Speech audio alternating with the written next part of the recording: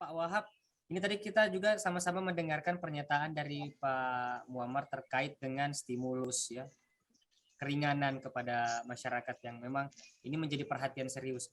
Kalau dari DPRD Makassar sendiri untuk dukungan anggaran sampai saat ini seperti apa nih Pak Wahab? Apakah ada semacam stimulus juga yang sudah berjalan sampai saat ini? Kita tetap mendorong ya pemerintahan untuk kemudian hadir di tengah-tengah kondisi seperti ini, memberikan jawaban terhadap, memberikan solusi terhadap masalah yang dihimpit oleh para pengusaha dan seluruh rakyat. Tetapi sekali lagi tidak bisa juga kita menggratiskan, karena kalau kita gratiskan berdampak pada proses pembangunan yang terjadi di Kota Makassar.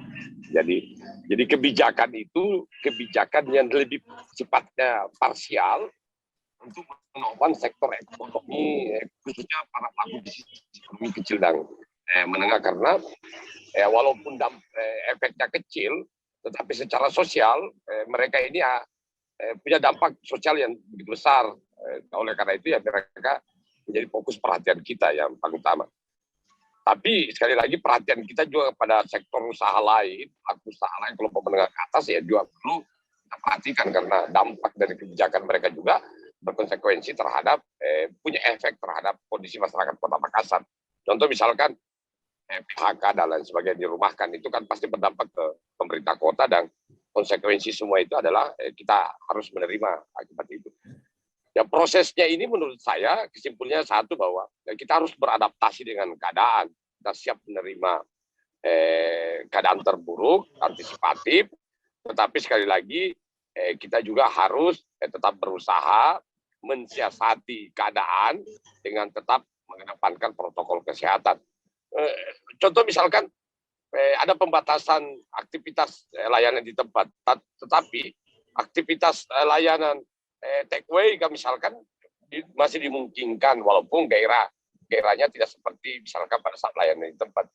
Kebijakan seperti itu yang menurut saya harus diperlonggar dalam rangka kemudian untuk memenuhi, paling tidak menekan sedikit tekanan sosial kepada masyarakat, sehingga masyarakat kita bisa keluar dari tekanan ini dan menjadi happy. Soal vaksinasi, Makassar ini termasuk daerah yang lagi sangat gencar. Kita saja semua anggota DPR sudah mewanti-wanti lewat fraksi masing-masing untuk melakukan vaksinasi. Jadi kita ini memberi teladan. Ya, teladan, guru yang paling baik itu adalah teladan. Dan sekarang per hari ini hampir semua anggota DPR itu sudah melakukan vaksinasi.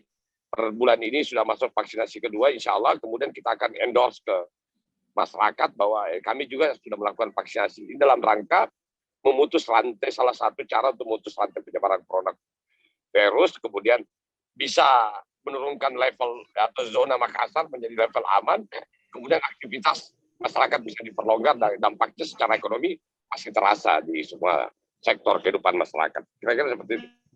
Baik, terima kasih Pak Wahab. Terakhir saya ke Pak Muammar Muhayang. Pak Muammar, adakah pesan-pesan yang ingin Pak Muammar sampaikan terkait dengan PPKM yang kembali diperpanjang, dan kita masih belum tahu juga untuk para pelaku dan juga para pelaku ke atas universal gitu Pak Muammar, silakan. Kalau saya sih melihat, ya jelas suara saya. Ya, silakan. Kalau saya melihat bahwa istilah PPKM ini adalah merupakan program pemerintah dan kita tetap harus support.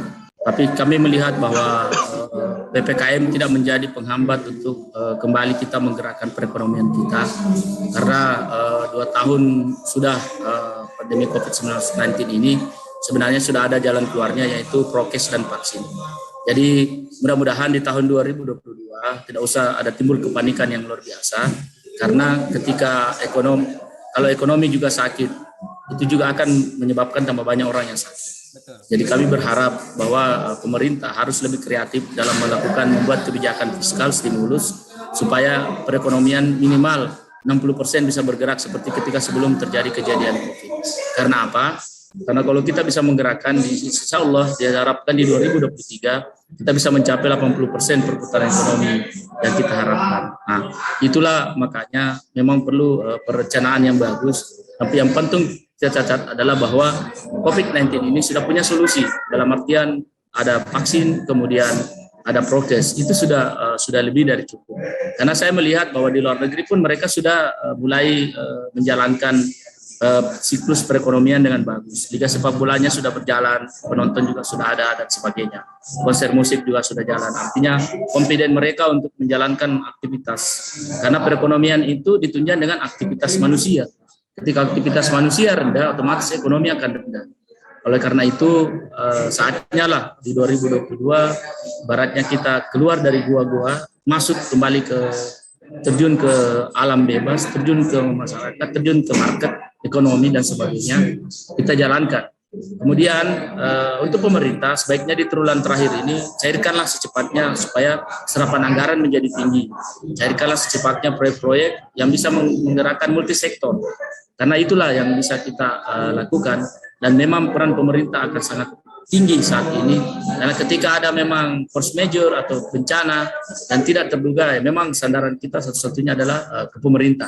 Tentunya selain berdoa ya kepada Yang Maha Kuasa.